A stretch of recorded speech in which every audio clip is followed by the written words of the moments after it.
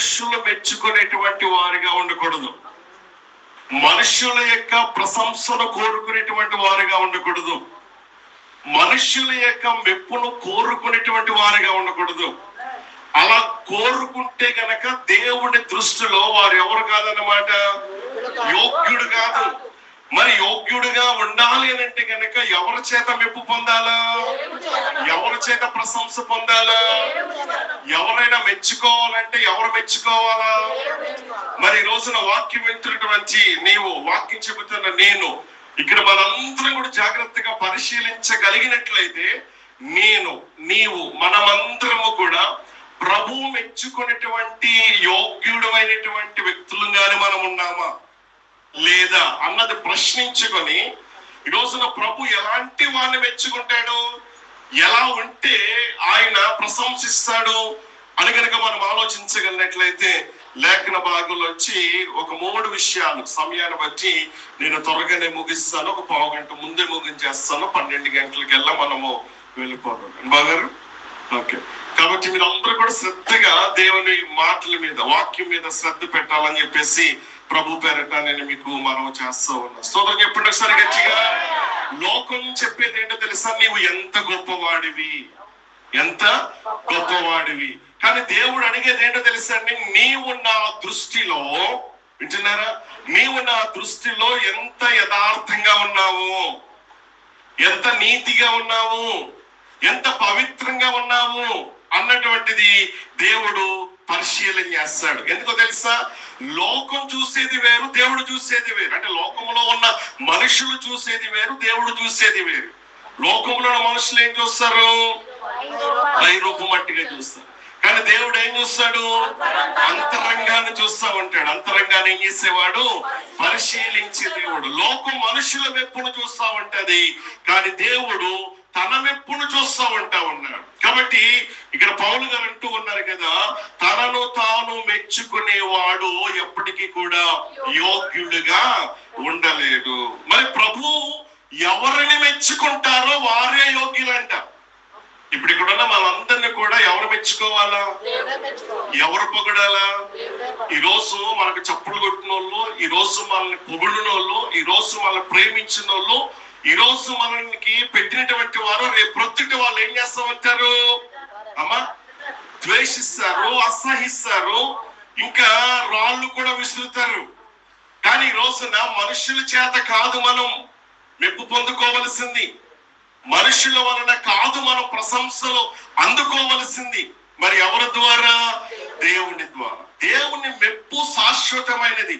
ఇక్కడ కొరింథీ సంఘములో అనేక మంది అబద్ధ బోధకులు వచ్చి ఏం చేస్తా ఉన్నారంటే, తమను తాము గొప్పవారు అని చెప్పుకుంటూ అందరూ కూడా వారినే మెచ్చుకోవాలని చెప్పేసి ప్రజల మెప్పును కోరుకుంటూ ఉన్నారు. అలాంటి పరిస్థితుల్లో పౌలు గారు కొరింథీ సంఘానికి రాస్తూ ఒక అద్భుతమైన మాటను జ్ఞాపకం చేస్తారన్నమాట. ఏంటో తెలుసా, ఇదిగో మీరు ప్రభు దృష్టికి మీరు యోగ్యులుగా ఉండాలంటే, లేకపోతే కనుక మిమ్మల్ని మీరు మెచ్చుకోకూడదు, మనుషుల ప్రశంస కోరుకోవద్దు, మనుషుల మెప్పును కోరుకోవద్దు. దేవుడే నిన్ను మెచ్చాలి, మెచ్చుకోవాలి, దేవుడే నిన్ను ప్రశంసించాలి అని చెప్పేసి పౌలు గారు సంఘాన్ని హెచ్చరిస్తా ఉన్నాడు. ఇంతకీ ఈ కొరింథీ సంఘం ఎట్లాంటిది అంటే కనుక, ఒకప్పుడు వీరికి బైబిల్ తెలుసా, దేవుడు తెలుసా అంటే కనుక తెలియదు.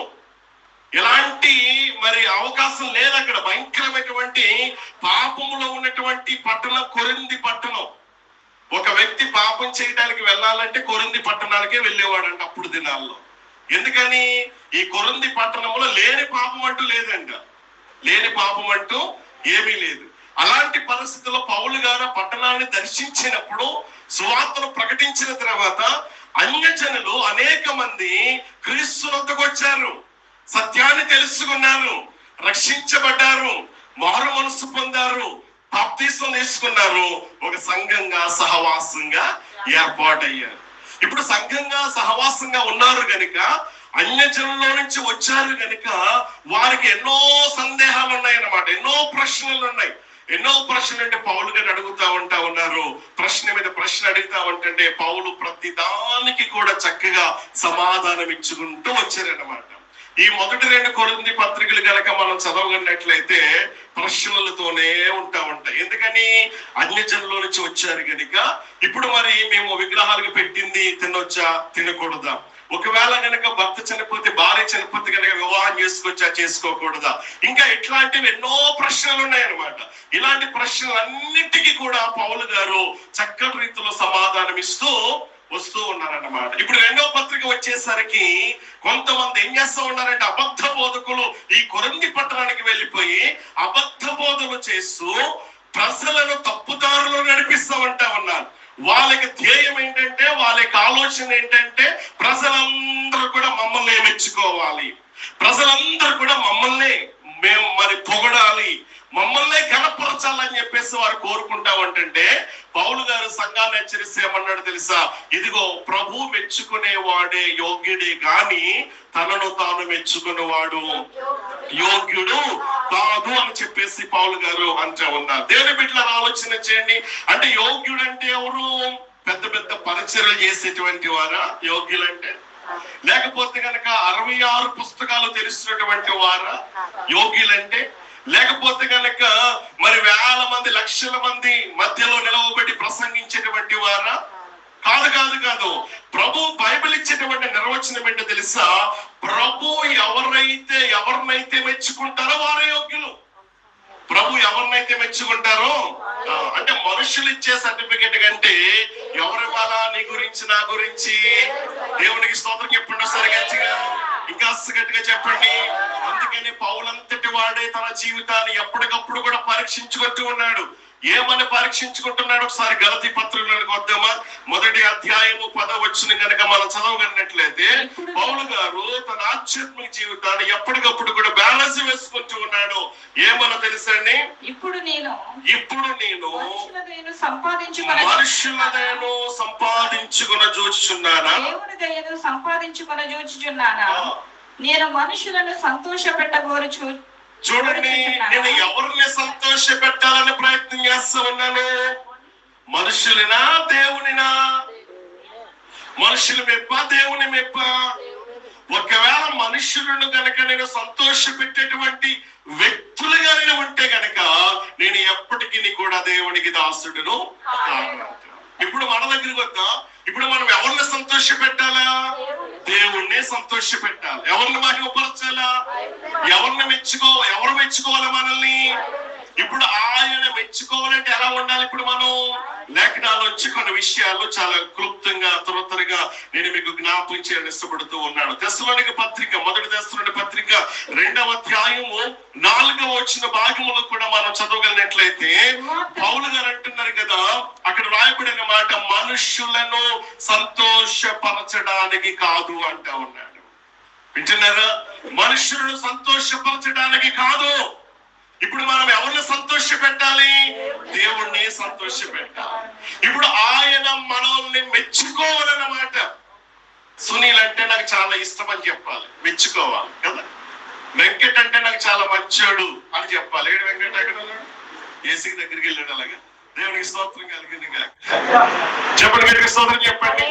ఇక్కడ మనందరి గురించి ఆయన ఏ సర్టిఫికెట్ ఇవ్వగలడు? ఒకవేళ సంఘస్సులో లేకపోతే కనుక మిమ్మల్ని చూసి ఈ ఫలానా చాలా మంచిది అని చెప్పే సర్టిఫికెట్ ఇవ్వచ్చు, మెచ్చుకోవచ్చు, పొగడొచ్చు, తప్పేమి లేదు. అలా పొగడడం తప్ప కాదు, మెచ్చుకోవడం తప్ప కాదు. చేసినటువంటి వారిని గుర్తించి పొగడడం, వారిని ప్రశంసించడం, వారిని గౌరవించడం అనేది మంచిదే. ఎంతవరకు అంటే అంతవరకే. కానీ మనిషినికి, దేవుడికి రావలసినటువంటి ఆ మహిమను ఇవ్వకూడదు అన్నమాట. అదే అక్కడ వింటున్నారా దేవుని బిడ్డలారా? అలాగైతే కనుక ఈ రోజున మనం ఎవరు మెచ్చుకునేటువంటి పాత్రలుగా ఉండాలా? దేవుడు మెచ్చుకునేటువంటి పాత్రగా ఉండాలి మనం. దేవునికి మహిమ కలుగును గాక.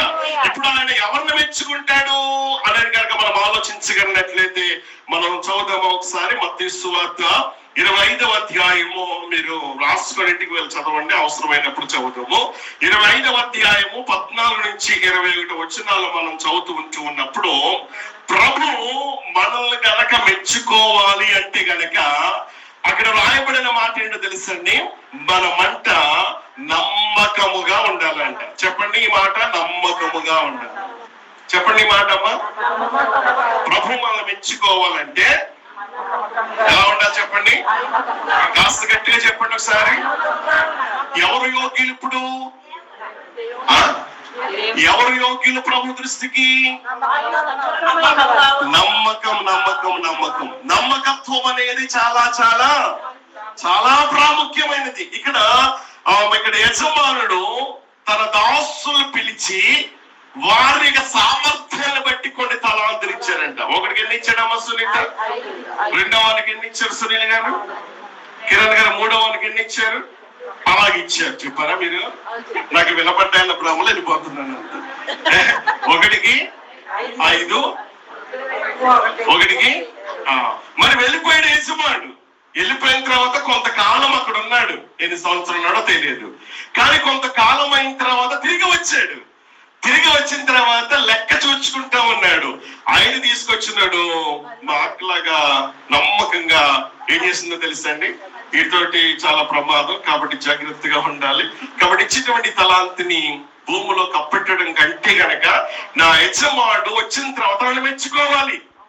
నా యజమానుడు నన్ను వచ్చిన తర్వాత శభాష్ అనాలి. అలా ఉండాలని అంటే గనక నేను తినేసి చక్కగా పడుకోకూడదు. నా బావగారు పని చేస్తుందల్లా ఆయన చేసుకుంటానులే, నేనల్లా నీ ఇంట్లో కూర్చుంటుందా? కూర్చోదు పాపం. పని లేకపోతే ఎంత తిప్పలు పడతా ఉంటుందో. దేవునికి మహిమ కలుగును గాక. స్తోత్రం చెప్పండి సరే గట్టిగా. చూడు వచ్చాడు, చూసుకుంటా ఉన్నాడు. ఇలాంటి ఉద్దేశంతో యజమానుడు వస్తాడు, నన్ను పిలుస్తాడు, లెక్క అడుగుతాడు, నేను కష్టపడి పని చేయాలి, అతని దృష్టిలో నమ్మకంగా ఉండాలని చెప్పేసి గుర్తించినటువంటి ఈయన 5 సంపాదించేసాడండి. స్తోత్రం చెప్పండి సరే. ఇప్పుడు 10 తీసుకుని వెళ్ళి, అయ్యా మీరు నాకు 5 ఇచ్చారు కాబట్టి ఇదిగో 5 అన్నాడు. అంటే మొత్తం 10 అన్నమాట. అప్పుడు యజమానుడు ఏమని మెచ్చుకున్నాడు? చదువుతారా ఇప్పుడు అమ్మా? 25 వచ్చిన చదువుతారు ఒకసారి. గనుక నేను భయపడి వెళ్ళి నీ తలాంతలను భూమిలో దాచిపెట్టి తిని ఇదిగో. అతని యజమానుడు బలా నమ్మకమైన మంచి అతని యజమానుడు ఏమని మెచ్చుకున్నాడు తెలుసండి? బలా నమ్మకమైన మంచి దాసుడా అన్నాడు. ఇంకా మనకి కిందకు వచ్చాము. రెండో వాడు కూడా ఎన్నెట్టుకు వచ్చాడు? 2కి 2 వచ్చాడు కదా. ఆయన కూడా ఏమని మెచ్చుకున్నాడు? కిందకు వస్తే బలా నమ్మకమైన మంచి దాసుడని మెచ్చుకున్నాడు. మళ్ళా కిందకు వస్తే 1 తీసుకున్నాడు కదా. ఈ 1 తీసుకున్నవాడు ఏం చేశాడు అమ్మా? యజమానుడు చాలా కఠినుడు అని చెప్పేసి భూమిలో పాత పెట్టి ఎప్పుడైనా వస్తాడో వాడికి ఇచ్చేద్దామని చెప్పేసి ఏం చేశాడు తెలుసా అండి? పాతి పెట్టాడు. వచ్చిన తర్వాత ఇదిగో నువ్వు ఇలాగున్నావు కాబట్టి, నువ్వు ఇంత కఠినుడు కాబట్టి ఇదిగో నీది తీసుకొని చెప్పేస్తానంటే ఆ యజమానుడు 3వ వ్యక్తిని ఏమన్నాడు తెలుసా అండి? సోమరివైన చెడ్డ దాసుడా. ఇది మెచ్చుకోవడం అంటారా? మరేంటది అమ్మా? ఏమంటా ఉన్నాడు ఇక్కడ? అసహించుకుంటూ ఉన్నాడు. సోదరు చెప్పండి సార్ హెచ్చుగా. ఇంకా గట్టిగా చెప్పండి. నిద్రపోతున్నారు గట్టిగా స్తోత్రం చెప్పడం. మంచి స్తోత్రం. హల్లెలూయా. నమ్మకమైన దేవుడవైనా నీవే చాలు యేసయ్యా.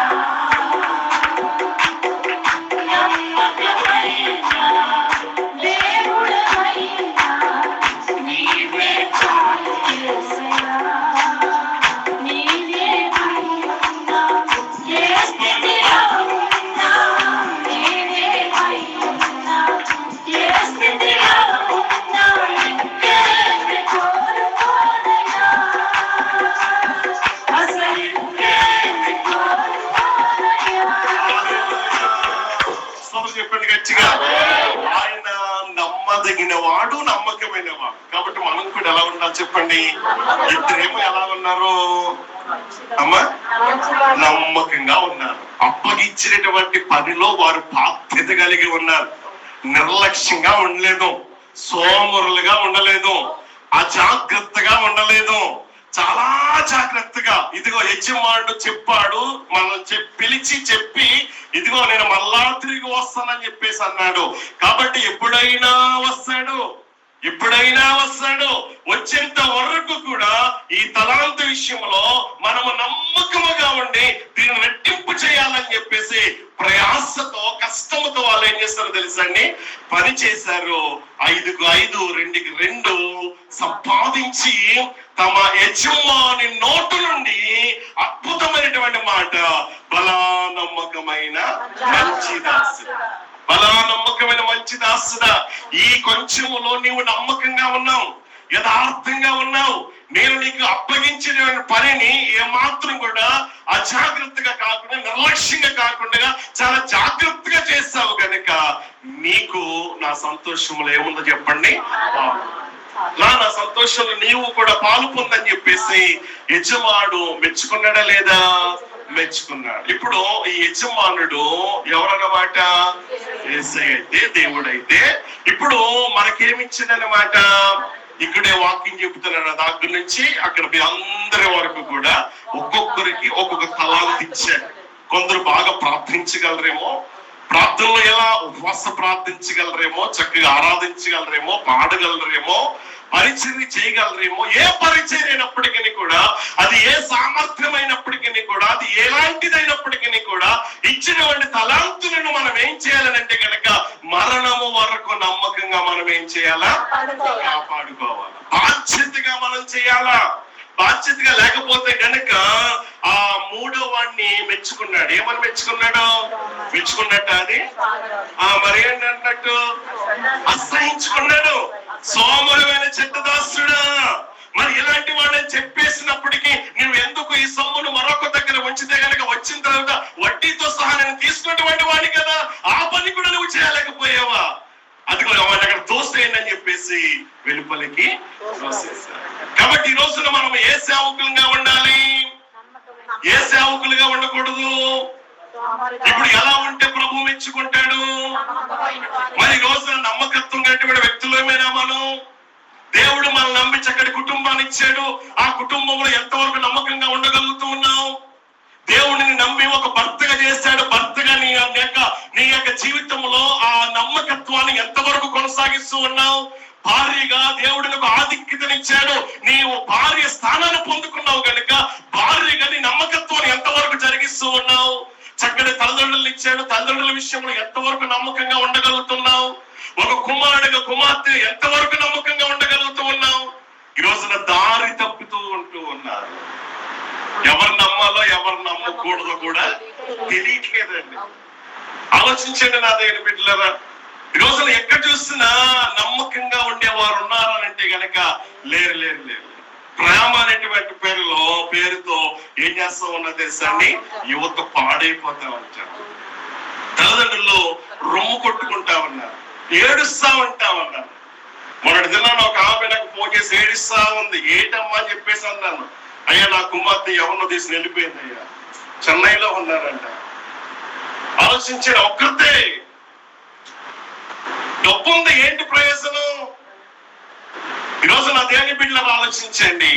నమ్మకత్వం గనక లోపించింది అంటే గనక కుటుంబంలో చాలా చాలా సమస్యలు వస్తాయి.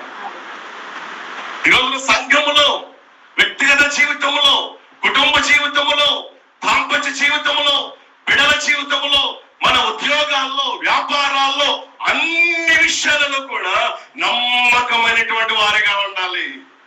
నమ్మకమైన పరిచారకులుగా ఉండాలి. ఒకవేళ ఆలోచించండి, రోజున భర్త భార్యను మోసం చేస్తూ, భార్య భర్తను మోసం చేస్తూ, బిడ్డలు తల్లిదండ్రులు మోసం చేస్తూ, తల్లిదండ్రులు బిడ్డలు మోసం చేసేటువంటి వారు లేకపోలేదు. ఈ రోజుల్లో ఎంతో మంది ఉన్నారు. ఈ రోజున నమ్మకమైన భర్తను అని చెప్పగలవా నీవు? నేను నమ్మకమైనటువంటి భార్యను నా భర్తగా చెప్పగలవా? నేను నమ్మకమైన కుమార్తెను నా తండ్రికి, నా తల్లిగా చెప్పగలవా?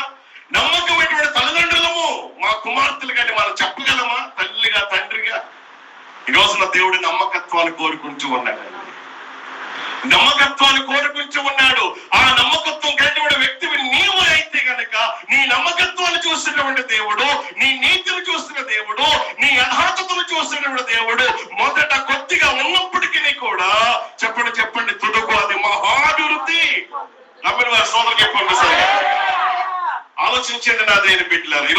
ఈ రోజున నమ్మకత్వాన్ని కలిగి ఉండండి, యథార్థంగా జీవించండి, వచ్చిన దానితో తృప్తిగా ఉండండి. బైబిల్ కూడా అదే చెబుతా ఉంది, మీ జీవితములతో మీరు తృప్తిగా, అడ్డదారులు తొక్కొద్దు. ఈ రోజున ఆలోచన చేయండి, డబ్బు సంపాదించడానికి ఎన్నో మార్గాలు ఉన్నాయి చెప్పేసి ఆలోచించండి. ఈ రోజున ఏంటది, ఈ యొక్క ప్లాట్ఫామ్ ద్వారా, ఏ ప్లాట్ఫామ్ అది, ఈ యూట్యూబ్ ద్వారా, ఫేస్బుక్ ద్వారా ఎంత మంది చీటింగ్ చేస్తూ ఉంటా ఉన్నారండి. మొన్న నేను చూసాను, ఒక ఆయన చెప్తా ఉన్నాడు, ఒక వీడియో కాల్ చేసి మాకు అది ఇంత 500 పంపించి 200 పంపించింది అని చెప్పేసి అలాగా కోట్లు సంపాదించేసిందండి మహాతల్లి. 500 కోట్లు అంటే ఆలోచించండి. మోసం మోసం మోసం. ఇలాంటి భయంకరమైన దినాల్లో, కడవరి దినాల్లో దేవుడు ఎవరిని వెతుకుతున్నాడో తెలుసా? ఎవరిని వెతుకుతున్నాడో తెలుసా? మరి ఆ నమ్మకమైన వ్యక్తి ఎందుకు నీవు కాకూడదు? ఆ నమ్మకమైన వ్యక్తి నేనెందుకు కాకూడదు? నోవహు కాలంలో ప్రజలందరూ చెడిపోయినప్పుడు, దారి తొలగి తిరుగుతూ ఉన్నప్పుడు, వారి మార్గాలు వారికి నడవడిగా చెరిపేసుకున్నప్పుడు ఎవరైనా ఉన్నారా అని చెప్పేసి ఆకాశముడు తొంగి చూస్తే ఒకే ఒకడు కనబడ్డాడు, దేవుని దృష్టికి నిందారహితుడిగా. దేవునికి మహిమ కలుగును గాక. దేవునికి కృప పొందేటువంటి వాడిగా ఉన్నాడు. ఆ నీతిమంతుడైన నోవహుని ఏర్పాటు చేసుకొని మరి ఇలా చేయమని చెప్పేసి అన్నప్పుడు అదంతా చేసిన తర్వాత నోవహు యొక్క నీతిని బట్టి అతని కుటుంబాన్ని రక్షించలేదా? కాపాడలేదా? ఈ రోజున నీతిమంతుడు తండ్రివి నీవైతే నిన్ను బట్టి నీ తరానికి ఆశీర్వాదకరంగా ఉంటాడు. ఈ రోజు వాగ్దానం కూడా అదే వచ్చింది కదా, విన్నారా అమ్మ? విన్నారా? ఈ రోజు వాగ్దానం అనుదిన వాక్య ప్రత్యక్షతలు ఎంతమంది అంటున్నారు? Very good. దానికి మహిమ కలుగును గాక. కొంతమంది చేతులు ఎత్తట్లేదంటే వింటలేదా? స్తోత్రం చెప్పండి సరే గట్టిగా. ఆ నీతిమంతుల సంతానము విడవబడటం చూడలేదు. ఒక 5, 6, 7 నిమిషాలు వస్తూ ఉంటా ఉంది, వినండి. చాలా అద్భుతంగా వచ్చింది ఈ రోజు కూడా వాక్యం. కాబట్టి ఎందుకు ఈ మాట జ్ఞాపకం చేస్తుందంటే, దేవుడు నీతిమంతుల్ని వదిలిపెట్టాడు, యథార్థవంతుల్ని ఆయన ప్రోత్సహించండి. నీతిమంతులు విడవబడటం గాని వారి సంతానం చూసారా? లేదు లేదు లేదు. దేవునికి మహిమ కలుగును గాక. నేను ఎప్పుడు కూడా ఒక మాట చెప్పగలను, ఈ రోజున మా తల్లిదండ్రులు చేసినటువంటి పరిచర్య, ఆ నీతి, వారి యథార్థత, వారి ముందు మేము పోల్చుకుంటే మా నీతి ఏపాటిది అసలు? వారు గొప్ప శ్రేష్ఠులండి. ఎంతో ధనం వచ్చినప్పటికీ కూడా ఆలోచించండి, కాదనుకున్నారు. దేవుని నిమిత్తము ఇల్లును వదిలేశారు మా నాన్నగారు, ఆస్తులు ఐశ్వర్యాలు అన్ని వదిలేశారు. తర్వాత ఎవరైతే అన్యాయంగా లాక్కున్నారో మా నాన్నగారు పిలిచి మళ్ళా అన్నారంట, రాజుగారు ఇదిగో అన్యాయంగా మేము లాక్కున్నాం కనుక మీ ఇల్లు మీరు తీసేసుకో, మీ పొలాలు మీరు తీసేసుకున్నారంటే నేను విడిచిపెట్టి వచ్చిన దాన్ని నాకు అవసరం లేదన్నారు నాన్నగారు. ఒకసారి దేవుని నిమిత్తం వదులుకున్నాం, మళ్ళా ఎందుకు ఏదో అంటారు కదా సామెత, అలా ఆశపడలేదు మా నాన్నగారు. దేవుడే మా ఆస్తి. అలాగని చెప్పేసి ఈ రోజున మాకు ఏమైనా లోటు చేశాడనంటే గనక ఏ విషయంలో లోటు చేయలేదు. ఏ నాటికి ఆనాటికి చాలును అన్న రీతిగా మా నీతిని బట్టి, మా యథార్థతను బట్టి చూస్తున్నాడు కనుక ఆలోచించండి. మా దగ్గర ఉన్నది కొంచెమైనప్పటికీ కూడా దేవుడు అద్భుతమైన రీతిలో పోషిస్తూనే ఉన్నాడు. ఇలాంటి అద్భుతమైన సేవకుల ద్వారా, విశ్వాసుల ద్వారా దేవుడు తన భక్తులను విడిచిపెట్టడండి, అన్యాయం చేయడండి తన బిడ్డల్ని. ఆలోచించండి. ఈ రోజున మనం కలిగి ఉండాల్సింది ఏంటో తెలుసా? నమ్మకత్వం. స్తోత్రం చెప్పండి గట్టిగా ఒకసారి. ఏం కలిగి ఉండాలో చెప్పండి అమ్మా. నమ్మకంగా ఉండాలి. నమ్మకం అనంటే దేవుడు ఇచ్చినటువంటి దానిని మనం వృధా చేయకూడదు. దేవుడు మనకి ఏమి ఇచ్చాడు చెప్పండి అమ్మా? ఇచ్చాడు, ఇంకేమిచ్చాడు? ఎన్నెన్నో ఇచ్చాడు. కుటుంబాన్ని ఇచ్చాడు, పరిచర్యను ఇచ్చాడు, ఇవన్నీ ఇచ్చాడు. చక్కటి తల్లిదండ్రులను ఇచ్చాడు లేదా? ఎంతమంది తల్లిదండ్రులు సార్ చేస్తున్నారు సార్? తల్లిదండ్రులు కలిగిన వాళ్ళు చాలా మంది ఉన్నారు. చాలా సంతోషం. మీ తల్లిదండ్రులకు ఎలా డబ్బులు పంపిస్తున్నారా? చేస్తున్నా సార్ పంపిస్తున్నాం అన్న వాళ్ళు? మీరు సగం పంపిస్తున్నారా, ఎక్కువ పంపిస్తున్నారా, పూర్తిగా పంపించున్నారు? సగం ఎలాగ ఇస్తున్నారు అన్నమాట. గట్టిగా చేయొద్దండి. తల్లిదండ్రులకు డబ్బులు పంపించింది అమ్మా. మంచిగా చూడాలి, నిష్ఠూరు పెట్టకూడదు వాళ్ళని కదండి. ఎందుకో తెలుసా? భూమి మీద మనము దీర్ఘాయుష్మంతులు అవ్వాలంటే ఏం చేయాలి? తమ్ముడిని చూస్తా ఉంటే, అమ్మని చూస్తా ఉంటే మాకు కొన్నిసార్లు నాకు స్వార్థం అనిపిస్తూ ఉంటుంది కదా. నిజంగా ఈ రోజు మా తల్లి ఉంటే కనుక ఎంత సంతోషపడతా, వాళ్ళు చూస్తా ఉంటుంటే చాలా ఆనందం. దేవుడికి మహిమ కలుగుని గాక. ఆ తల్లి లేకపోయినా గానీ ఆత్మీయులైన తల్లిని దేవుడు ఎంతో మంది నాకు ఇచ్చేసాడు. స్తోత్రం కలిగిని గాక.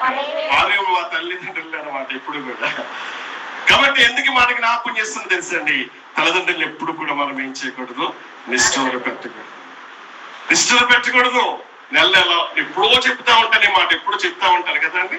ఎందుకో సందర్భం వచ్చింది జ్ఞాపకం చేస్తూ ఉన్నాను. వారిని ప్రేమించటం మన కర్తవ్యం. ఆలోచించిన అదే బిడ్డలారా, వారిని సన్మానించటం మన కర్తవ్యం, మన బాధ్యత. అది భూమి మీద దీర్ఘాయుష్మంతులు అవ్వాలంటే ఏం చేయాలంట, సన్మానించాలని ఉంది. అంతేకాదు భర్తగా ఏం చేయాలి, భార్య ఏం చేయాలా. ఇది కుటుంబ వ్యవస్థ కొనగా సీక్రెట్ అండి. కానీ ఏం చేస్తూ ఉంటా ఉన్నారు ఇప్పుడు కుటుంబాలు, వివాహమైన కారణం ఏంటి, అక్కడ ఏమి లేదు. అక్కడ అమ్మా నమ్మకం లేదు, ప్రేమ లేదు. ప్రేమ చూపించు కనుక పిల్లలకి ఏం చేస్తూ ఉన్నారు, మరొకటి దగ్గర ప్రేమను వెతుక్కుంటూ ఉన్నారు వాళ్ళు. ఈరోజు అలాగే ఉన్నారండి. కనుక కుటుంబంలో ప్రేమ ఉండాలా, నమ్మకత్వం ఉండాలా. ఎప్పుడైతే రెండు లోపిస్తా ఉంటాయో మూడో వాడు వస్తాడు. వస్తే కుటుంబం అంతా కూడా అంతే సంగతి. అందుకనే అపవాదికి చోటు ఇవ్వద్దని దేవుడు వాక్యం చాలా స్పష్టంగా తెలియజేస్తా ఉన్నాను. ముగింపులో ఒక మాట మీకు జ్ఞాపకం చేస్తూ ఉన్నాను. ఇక్కడ ముగ్గురు పనివారు మనకు కనబడుతూ ఉన్నారు. ఇద్దరినేమో యజమాని మెచ్చుకున్నాడు, ఒకరినేమో ద్వేషించాడు. ద్వేషించడానికి గల కారణం ఏంటో తెలుసండి, నమ్మకంగా ఉండలేకపోయాడు. ఈ రోజున దేవుడు నిన్ను నన్ను నమ్మి మనకు చక్కటి సంఘాన్ని ఇచ్చాడు, దైవజనులు ఇచ్చాడు, చక్కటి తల్లిదండ్రులు ఇచ్చాడు, చక్కటి భర్తనిచ్చాడు, భార్యనిచ్చాడు, బిడ్డలు ఇచ్చాడు, కుటుంబాన్ని ఇచ్చాడు, అన్ని ఇచ్చాడు.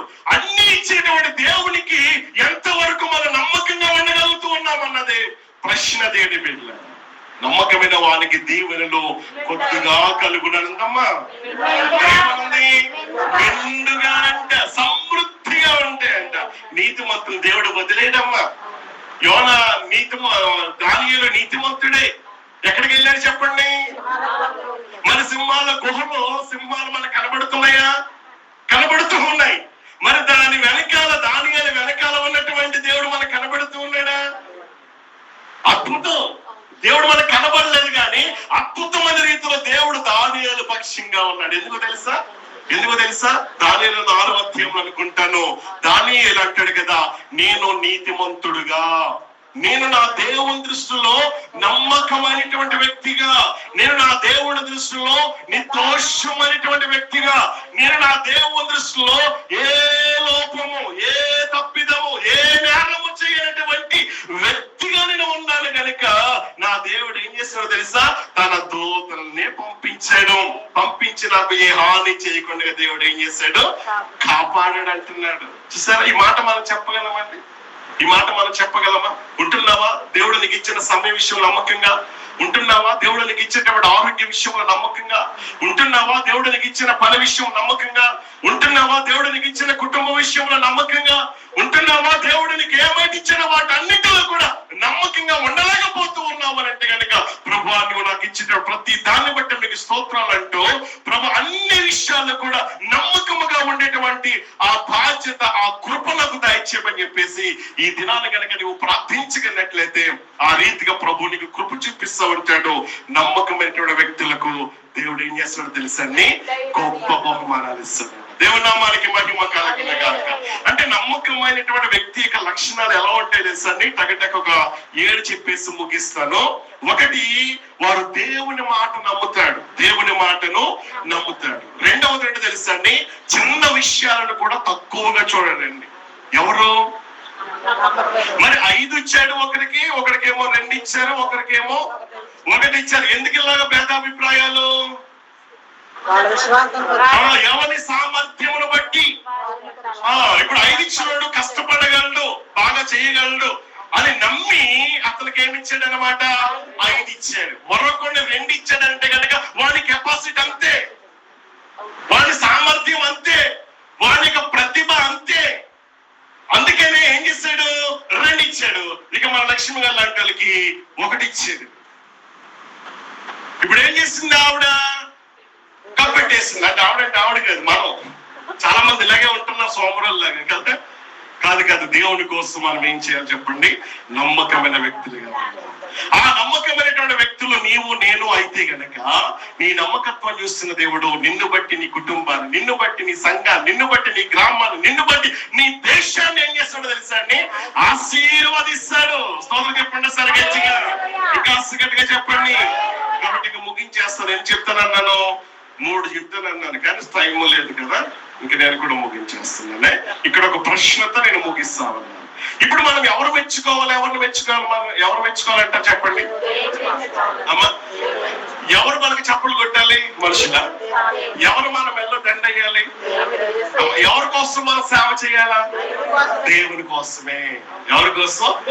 దేవుని కోసం చేయాలి. మనం మనుషుల వైపు కోరుకోవద్దు. మనుషులు ఏదో చేస్తారు అని చెప్పేసి మనం చూడొద్దు. ఆలోచించండి, రోజు మెచ్చుకున్న వాళ్ళు రేపు ద్వేషిస్తారు. అందుకని మనుషుల వైపు శాశ్వతమైనది కాదు, దేవుడు మెచ్చుకున్న వాడే యోగ్యుడు. సంఘములో ఎంతో మంది చక్కటి రీతిలో పరిచయం చేస్తా ఉన్నారు. చక్కటి రీతిలో కొందరు కనబడుతూ ఉన్నారు, కొందరు కనబడనిటువంటి వారు కూడా ఉన్నారు. ఉన్నారా లేదా?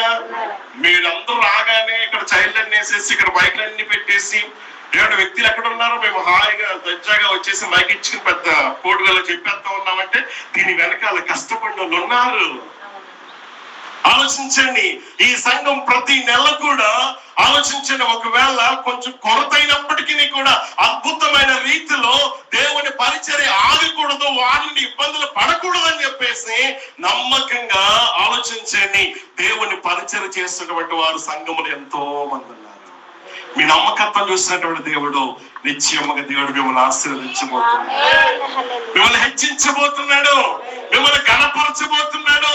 ఆనాడు మొర్దెకైకి ఏ ఘనత అయితే వచ్చిందో, ఏ సన్మానం అయితే దక్కిందో ఆలోచించండి. ఎలాంటి గౌరవం దక్కిందో అలాంటి గౌరవాన్ని విజయోత్సవంతో నిన్ను, నన్ను, మనందరిని కూడా ఆయన ఏం చేయబోతున్నాడు తెలుసండి?